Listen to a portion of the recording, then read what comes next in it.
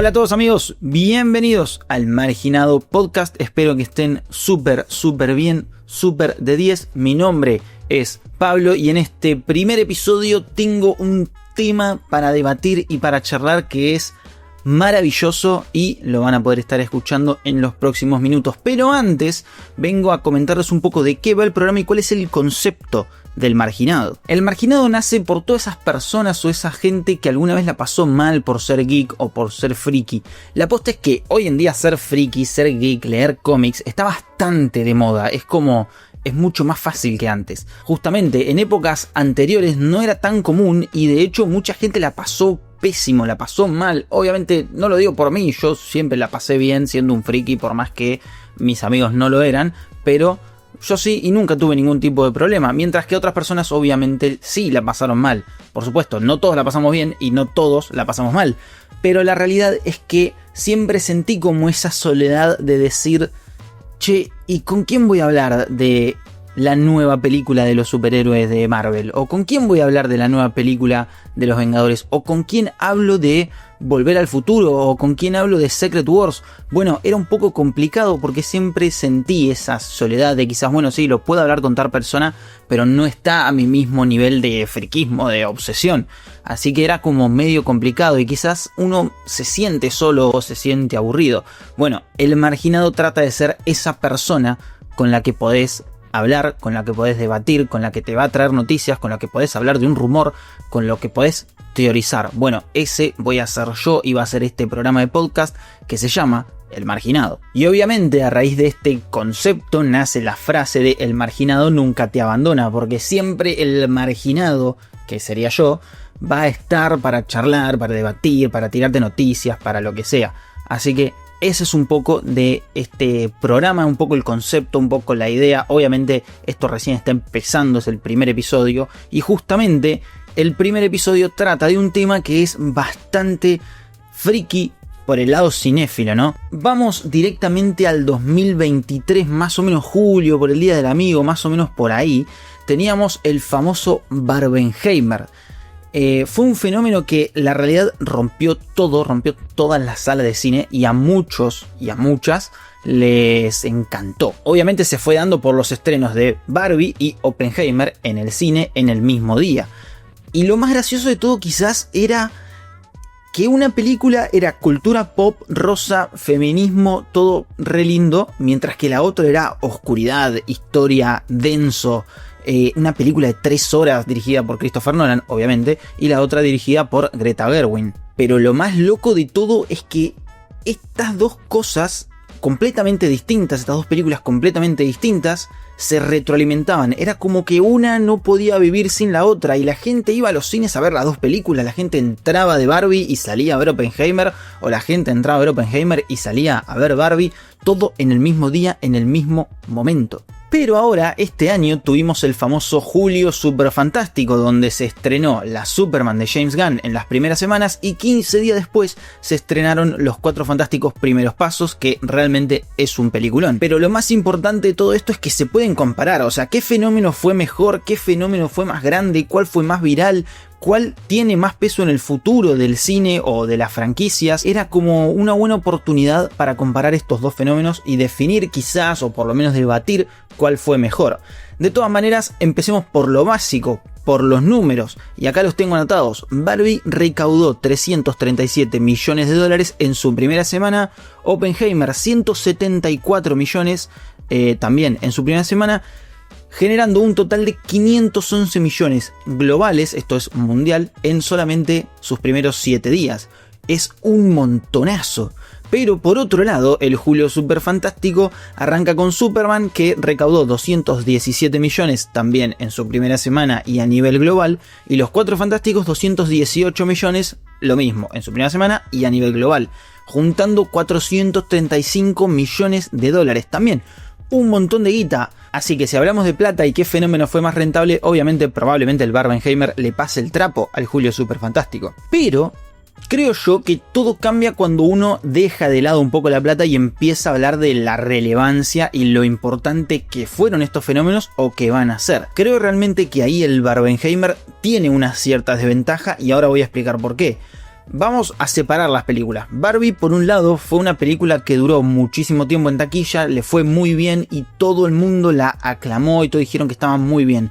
Pero la realidad es que a día de hoy no existe Barbie, no hablamos de la película de Barbie. Y con Oppenheimer, después de haber ganado el Oscar, medio como que tampoco. Entendemos que es un peliculón, que es buenísima, que Robert Downey Jr., pero la realidad es que hoy no me pinta sentarme a ver Oppenheimer porque es una película recontra densa, recontra histórica, que está muy bien, que es excelente, dirigida encima por Christopher Nolan, pero la realidad es que yo no me siento a ver Oppenheimer, yo me siento a ver algo más entretenido y quizás, comparando las dos películas, me sentaría más a ver Barbie que Oppenheimer, por ejemplo.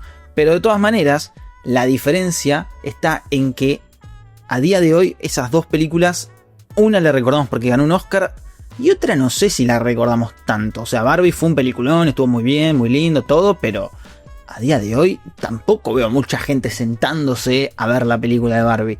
Por otro lado, Superman y los Cuatro Fantásticos, más allá de que todavía están en cartelera, son dos películas que quizás en el futuro sí te sentás a verla, porque decís, che, ¿te acordás del Superman de David Corenswet? Y vas y la ves. O te acordás del Mr. Fantástico de Pedro Pascal y te sentás y la ves. Y aparte son dos fenómenos que en redes sociales se habló, pero a mansalva por todos lados. De hecho, a día de hoy se sigue hablando del Julio Super Fantástico y obviamente no se sigue hablando del Barbenheimer porque fue hace 2 años. Pero en su momento también se habló muchísimo y fue bastante tendencia. Pero la posta que en cuanto a legado y en cuanto a futuro, para mí el Julio Super Fantástico y tanto la película de Superman como la de los Cuatro Fantásticos pisan un poquito más fuerte y tienen un poco más quizás de importancia, quizás de relevancia para el mundo geek. En cambio, Barbie y Oppenheimer, ya está, eran como para un público más general y no son tan recordadas hoy en día. De nuevo, creo que muy poca gente se sienta en la cama, pone HBO Max o no sé en qué plataforma está y se pone a ver Barbie, o pone la otra plataforma y se pone a ver Oppenheimer. Dudo muchísimo. De todas maneras, estamos hablando de 4 películas que fueron re importantes y son peliculones y las 4 están muy bien. Por ende estamos ante 4 películas que fueron todas muy buenas, pero creo que las películas de Superman y de los Cuatro Fantásticos tienen cosas más icónicas. No sé, Galactus, Pedro Pascal, Lex Luthor. Siento que son más icónicas dentro de un público específico, mientras que Barbie y Oppenheimer fueron en su momento algo perfecto. Una tormenta que fue sensacional, pero ya está, pero pasó y a día de hoy ya ni se habla, ya nadie te nombra el Barbenheimer. Quizás en algún que otro momento, en alguna charla, pero la realidad es que esa tendencia, ese furor que hubo por estas dos películas se extinguió y no sé si van a ser tan icónicas dentro de un público o dentro de un género. En cambio, Cuatro Fantásticos y Superman sí, y eso el Barbenheimer no lo tiene. De todas maneras, si me das a elegir a mí, yo me voy a quedar toda la vida con el Julio Super Fantástico por sobre el Barbenheimer. Pero la realidad es que monetariamente el Barbenheimer generó mucha más guita y quizás en discusión en redes sociales en su momento generó lo mismo o incluso más que el Julio Super Fantástico. Para mí es como que el tiempo lo va a terminar de definir, pero la realidad es que Julio Super Fantástico va a quedar un poco en el legado de la cultura geek, mientras que el Barbenheimer fue simplemente una moda del 2023 que se quedó ahí, en una moda y en el Oscar tanto de Robert Downey Jr. como de la película en sí de Oppenheimer, y no mucho más. Ahora, quizás me pasa mucho que mucha gente que no está conectada con el mundo cinéfilo, con el mundo geek, me pregunta y me dice, che, pero ¿de dónde saca las ideas James Gunn para hacer el Superman de David Corenswet? ¿O de dónde viene Galactus? ¿Quién carajo es Galactus? ¿Qué están adaptando en Cuatro Fantásticos Primeros Pasos? Bueno, acá en este segundo tema quizás de este episodio les traigo 4 recomendaciones de cómics, tanto para Cuatro Fantásticos como para Superman. Las voy a leer acá porque tengo los títulos y si no me los olvido. Así que bueno, empezando con obviamente los Cuatro Fantásticos. ¿De dónde se inspira Matt Shakman, el director de la película, para hacer a estos Cuatro Fantásticos? Bueno, la estética retrofuturista, lo hablábamos en mis redes sociales, lo hablamos mucho, no sale de ningún cómic, pero sí las referencias que hay. Empezando obviamente por la etapa de los 60 de Jack Kirby y de Stan Lee, que realmente es el nacimiento de la familia fantástica, de los Cuatro Fantásticos, el Hombre Topo, de Galactus, que sale en el tomo 10. Y los pueden encontrar en unos tomitos que no sé bien si se venden acá en Argentina, pero es una colección que se llama Biblioteca Marvel. Y si no, también lo pueden encontrar en una colección de cómics clásicos que están saliendo ahora en kiosquitos y en revisterías, y también en kioscos de diario, en puestitos de diario de la calle, también los pueden encontrar, que son esos que están ahí. Bueno, esos también están trayendo las etapas más clásicas de todos los superhéroes, desde los Cuatro Fantásticos hasta incluso los X-Men.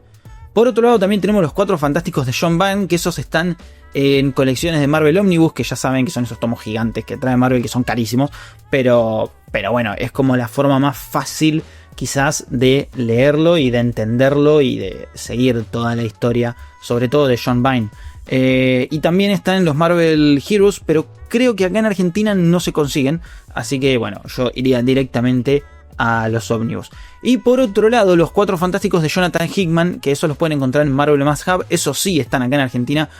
Están dentro de todo en precio, no es que son muy caros ni muy baratos, así que creo que es la mejor opción. Y de todas maneras, les dejo una última recomendación que después se las voy a volver a decir encima, porque es un cómic que es maravilloso, y es el de Toda una vida de Chip Zdarsky, también obviamente de los Cuatro Fantásticos, y quizás este cómic es el que adapta la misma historia que la película, aunque estéticamente se va más por el lado de los 60, pero esta historia que te cuentan en Toda una vida es la que cuentan también en la película. Creo yo que lo más rápido y lo más sencillo es que lean este cómic, que se puede conseguir, y después vayan a ver la película. Y en cuanto a Superman, bueno, básicamente el principal de todo, que es All Star Superman, es literalmente donde James Gunn sacó para hacer la película, y también hay varios más que te sirven para entender el dónde, el cómo, el contexto de Clark Kent, como por ejemplo el de las 4 estaciones, que es un poco más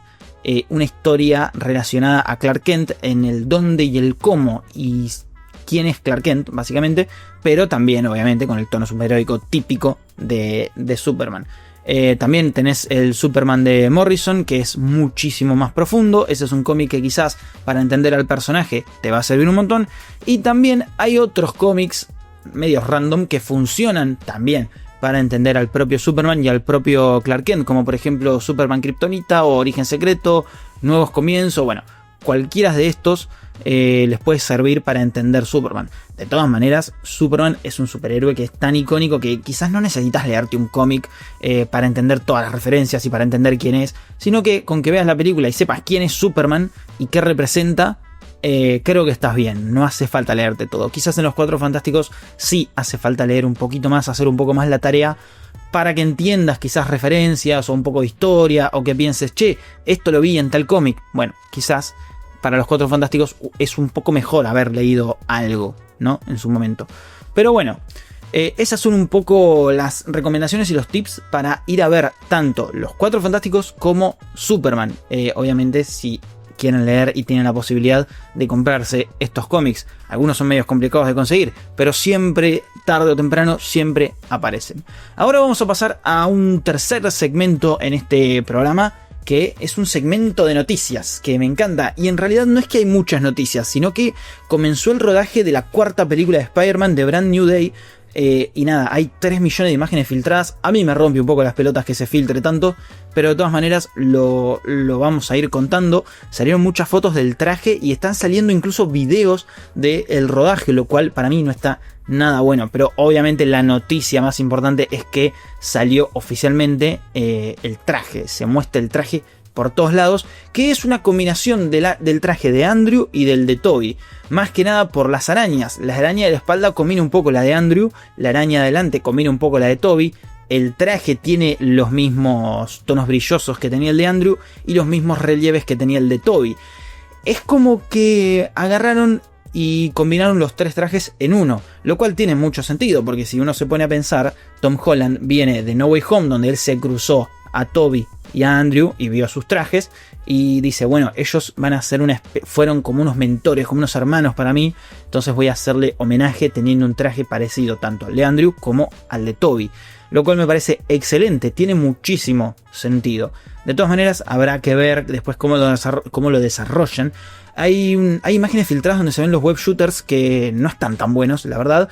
Pero bueno, eso también va a tener una explicación, creo yo, porque recordemos que es un Peter Parker que está prácticamente en la lona, es pobre, nadie se acuerda de él, no tiene trabajo, no tiene plata, y recién ahí va a empezar y vamos a empezar a ver al Peter Parker que todos conocemos, que básicamente es lo que queremos ver, es lo que siempre quisimos ver con el Spider-Man de Tom Holland, y nos costó toda una trilogía que por momentos está muy bien y por momentos más o menos. Por otro lado, también se confirmó la aparición de varios personajes que ya habían aparecido en su momento y nunca más supimos de ellos. Y uno es, por ejemplo, el Escorpión, interpretado por Michael Mando, que aparece en la escena postcréditos de Homecoming, hablando con Michael Keaton, que era el buitre.